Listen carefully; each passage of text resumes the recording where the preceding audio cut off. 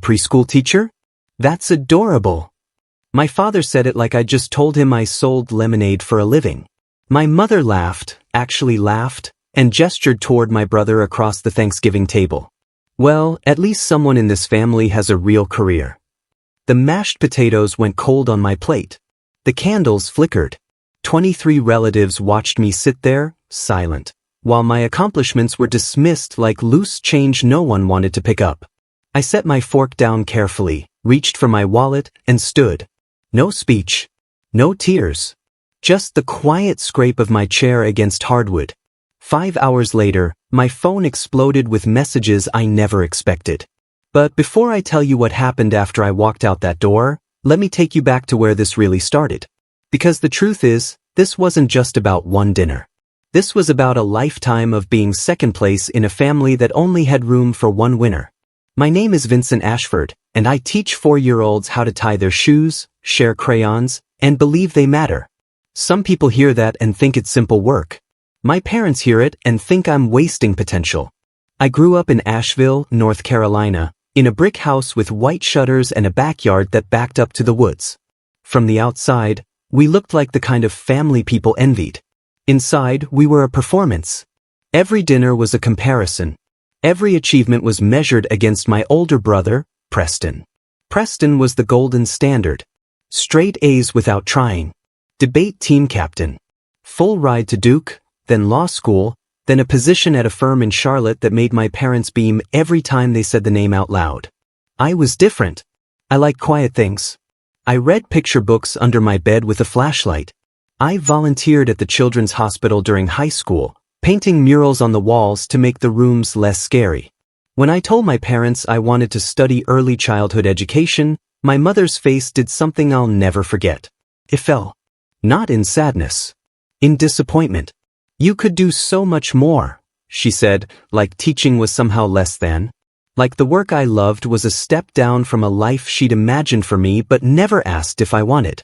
I went anyway. I got my degree. I found a job at Maplewood Preschool, a small school tucked between oak trees and a playground where laughter echoed every morning. The pay wasn't impressive. The hours were long.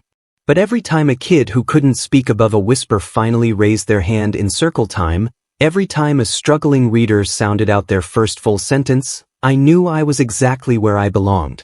My parents never saw it that way. At family gatherings, when relatives asked what I did, my mother would jump in before I could answer. He's working with children right now, she'd say, emphasis on right now, like it was a phase I'd outgrow. But he has other options. He's very bright. Preston, meanwhile, got introduced with his full title, his salary range hinted at in hushed, proud tones, his accomplishments listed like credentials at a conference. I stopped correcting her after a while. I stopped trying to explain that my job mattered, that shaping young minds was just as valuable as corporate law. Because the truth was, they didn't want to hear it. They wanted me to fit into a version of success they understood, one that came with prestige and a salary they could brag about. Still, I kept showing up.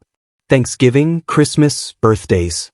I told myself that family meant showing up even when it hurt. That maybe one day they'd see me for who I actually was, not who they wanted me to be. This Thanksgiving, I drove the 2 hours from my apartment in Durham to their house in Asheville with a pumpkin pie I'd baked myself and a thin thread of hope I didn't want to admit I still carried. The house smelled like roasted turkey and cinnamon when I walked in. My mother was in the kitchen, her apron spotless, orchestrating the meal like a conductor. My father sat in his leather chair, scrolling through his phone, a glass of bourbon already half empty on the side table. Preston arrived an hour later with his fiancée, Vanessa, a corporate attorney who wore heels that clicked against the hardwood like punctuation marks. They brought wine, expensive wine, the kind with a label my parents would show off later. "There's my successful son," my father said, standing to clap Preston on the shoulder. My mother rushed over, adjusting Vanessa's coat, complimenting her outfit, pulling them both toward the living room where the extended family had already gathered. I stood in the doorway holding my pie, waiting for someone to notice.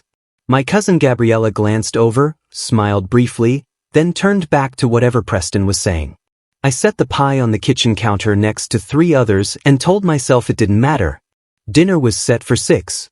By 5:30, the dining room table was crowded with uncles, aunts, cousins, and family friends. I ended up near the far end, squeezed between my teenage cousin who spent the entire time on his phone and an elderly aunt who kept forgetting my name. Preston sat at the head of the table, right next to our father.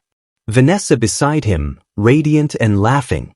My mother kept refilling their glasses, asking about their upcoming wedding, their honeymoon plans, their new condo in Charlotte.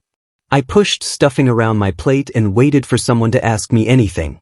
No one did. Then my Uncle Howard, a loud man who'd made his money in real estate, tapped his glass.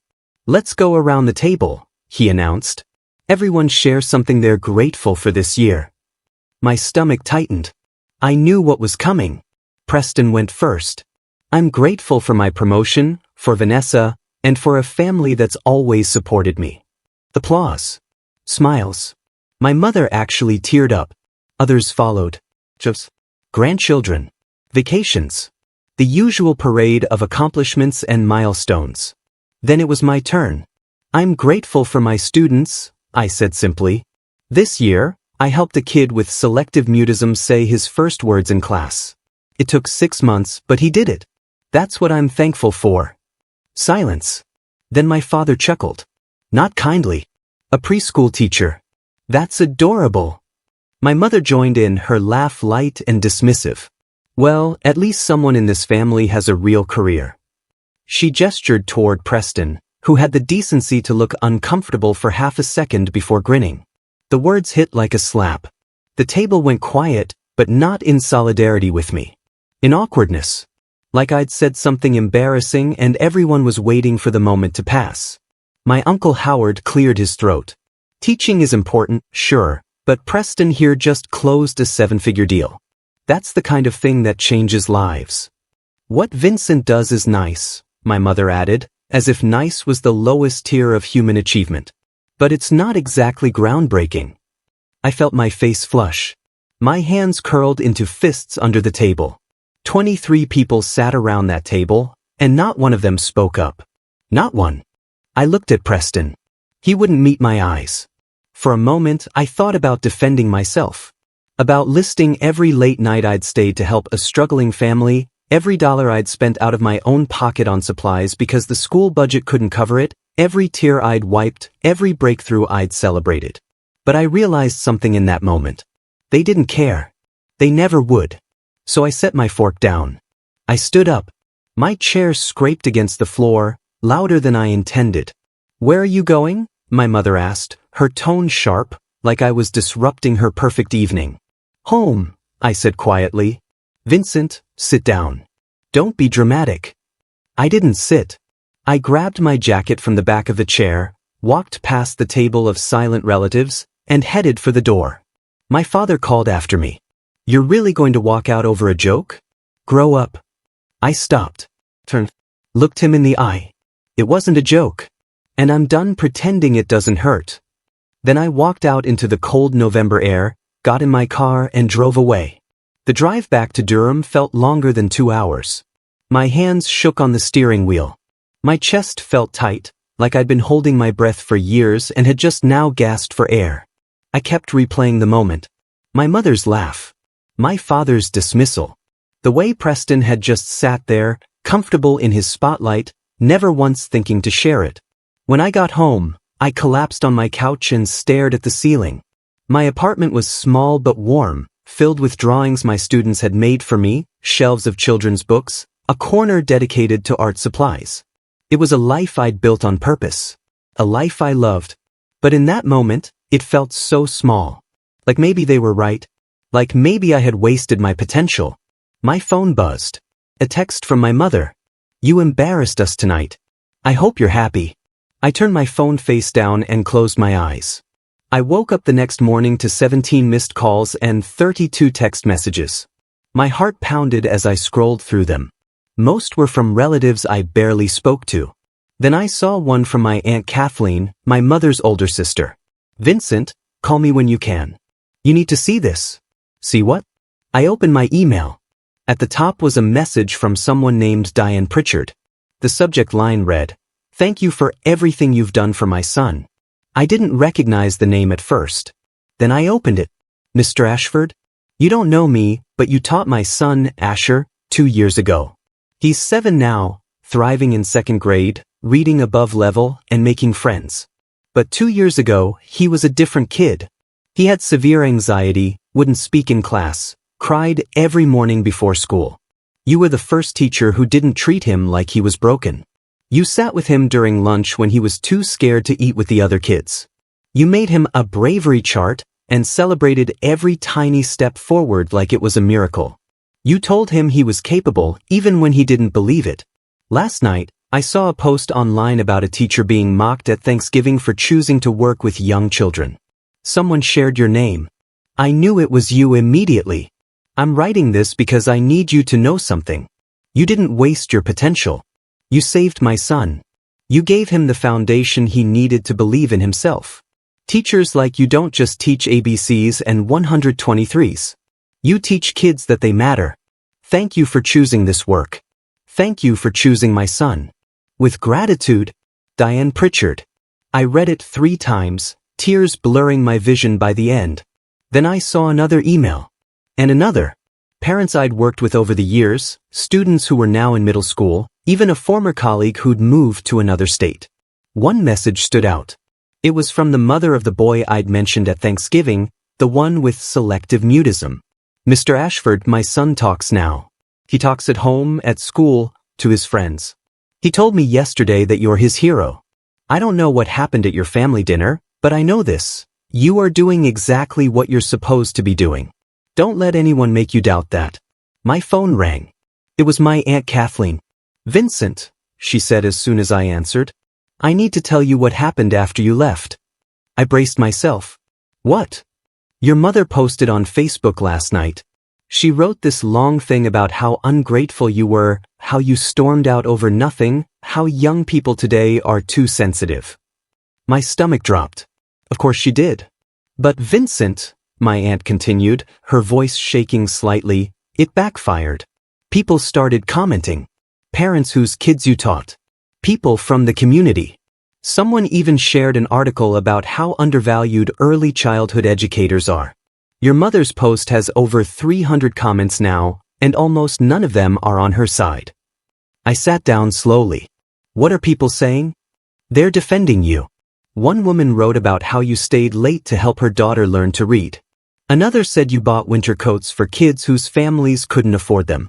Someone else said you were the reason their son didn't drop out of school, that you made him believe learning could be fun. My throat tightened. I didn't know anyone noticed that stuff. They did. Everyone did. Vincent, your mother took the post down an hour ago, but people are still talking about it. Your father called me this morning. He sounded shaken. I think they're realizing they made a mistake. That afternoon, my phone rang again. My father. I almost didn't answer. But something in me, maybe the part that still wanted to believe in second chances, made me pick up. Vincent. His voice was different. Smaller. We need to talk. I don't think we do, I said. Please. Just listen. I stayed silent. Your mother and I saw the messages. The emails. The Facebook comments. We didn't realize. He trailed off. We didn't realize how much you've done. How many people you've helped. You never asked, I said quietly. I know. And that's on us. We got so caught up in what we thought success looked like that we couldn't see what you were actually accomplishing. Preston is proud of you, by the way. He called this morning. Said he's been a coward for not standing up for you sooner. I didn't respond. Words felt too heavy. I'm not asking you to forgive us right away, my father continued. But I'm asking for a chance to do better. To actually listen. To see you. I exhaled slowly, staring at the drawings on my wall. Stick figures with big smiles. Suns with uneven rays. Hearts colored outside the lines. I'll think about it, I said. And I meant it. 3 weeks later, I was setting up my classroom for the winter session when there was a knock on the door. My mother stood there, holding a box. I come bearing supplies, she said nervously. Construction paper, markers, glue sticks. I asked the teacher at the store what preschools needed most. I stared at her. Mom. I know I don't deserve to walk in here like nothing happened, she said quickly. But I'm trying. I read some of those messages people sent you. I looked up what early childhood educators actually do. Vincent, I had no idea. I'm sorry. I let her in. She set the box down and looked around the classroom, taking in the colorful posters, the reading nook, the cubbies with each child's name. This is beautiful, she said softly. You built this. I did. She turned to me, eyes wet. I'm proud of you. I should have said that years ago. I'm saying it now. Something in my chest loosened. Not forgiveness, not yet. But a beginning. Thank you, I said. Thanksgiving came around again the following year. This time, when we went around the table sharing what we were grateful for, my mother spoke up before I could. I'm grateful for my son Vincent, she said, her voice steady. A man who chose a career that actually changes lives. I didn't see it before, but I see it now. The table was quiet. Then my father raised his glass. To Vincent. A real educator. A real man. Preston echoed the toast. Vanessa smiled at me. Even my Uncle Howard nodded in approval. I looked around the table at the faces that had once dismissed me, now looking at me with something that felt like respect. I raised my glass and took a sip. Not because I needed their approval anymore, but because for the first time, I wasn't invisible. If you've ever been told your work doesn't matter, that your passion isn't valuable, that you're wasting your potential, I want you to hear this. The people who matter see you. They always have. Sometimes the loudest voices are the ones that matter least. And sometimes walking away is the only way to find the people who were cheering for you all along. Tell me, have you ever had to defend your dreams to people who didn't understand them? Share your story below. And stay for the next one, because there are more stories like this, about finding your worth when everyone else tries to define it for you.